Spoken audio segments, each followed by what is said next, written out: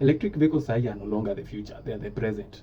Ukiangalia data ya the last 3 years between 2022 2024, utapata that electric vehicles zimekuwa na boom in imports every year.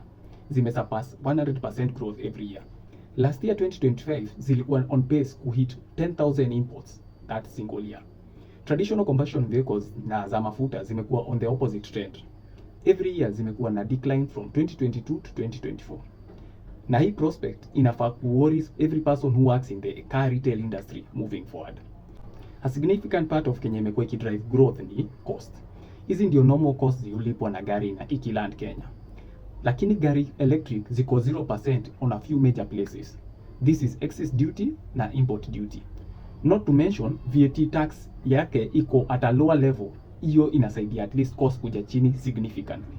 Ukikompare gari mbili ambazo CIF ni the same at around 3 million, utapata government taxes itakuja around 619,000 for an EV na 3 million plus for a gari normal ya mafuta. Hiyo ni significant margins ambazo utakuwa umesave. So hakujai kuwa na better time ya kuswitch to EV because hatujui ni how long hiyo zero rated ita last for.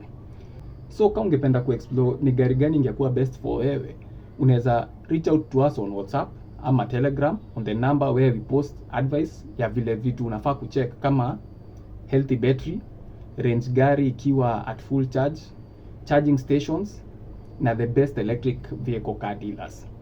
Na kama wewe ni car dealer na hujaanza kudedicate some of your inventory to electric vehicles, unangoja nini? Reach out to us on our email tuone venye unaweza anza kutransition.